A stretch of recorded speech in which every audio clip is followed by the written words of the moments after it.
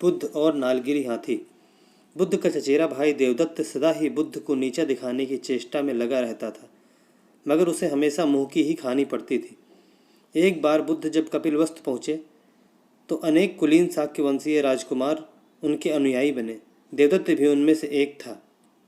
कुछ समय पश्चात देवदत्त ने भी कुछ जादुई शक्तियाँ प्राप्त की और एक बार उनका प्रदर्शन मगध के भावी सम्राट अजातशत्रु के समक्ष किया। वहाँ वह एक शिशु के रूप में प्रकट हुआ जिसने सांप की मेखला बांधी हुई थी। तभी से परम आदर की दृष्टि से देखा जाता था। कुछ दिनों के बाद देवदत्त मगध से लौटकर जब संघ में वापस आया तो उसने स्वयं को बुद्ध से श्रेष्ठ घोषित किया और संघ का नेतृत्व करना चाहा। भिक्षुओं को बुद्ध से विमुख करने के लिए उसने यह कहा कि बुद्ध तो बूढ़े हो चुके हैं और सठिया गए हैं, किंतु भिक्षुओं ने जब उसकी कोई बात नहीं सुनी तो वह बुद्ध और संघ दोनों से द्वेष रखने लगा। खिन्न होकर वह फिर वापस मगध पहुंचा और अजातशत्रु को महाराज बिंबिसार का वध करने के लिए प्रेरित किया, क्योंकि बिंबिसार बुद्ध और बौद्धों को प्रचुर प्रशय प्रदान करते थे।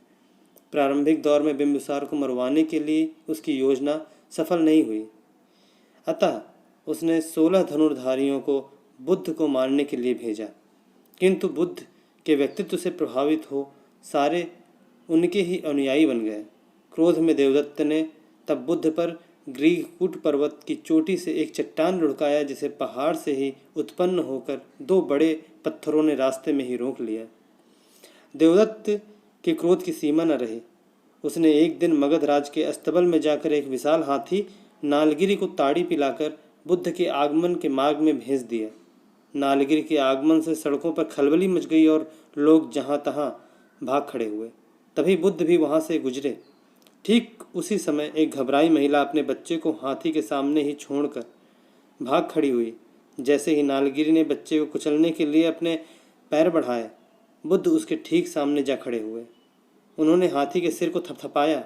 बुद्ध के स्पर्श से नालगिरी उसके सामने घुटने टेक कर बैठ गया। नालगिरी हाथी की इस घटना से देवदत्त मगध में बहुत अप्रिय हुआ और उसे तत्काल ही नगर छोड़कर भागना पड़ा। तो दोस्तों, ऐसे ही कहानियों के लिए आप इस चैनल को सब्सक्राइब कीजिए, इस वीडियो को लाइक कीजिए और ज़्यादा से ज़्यादा दोस्तों में शेयर कीजिए। धन्यवाद।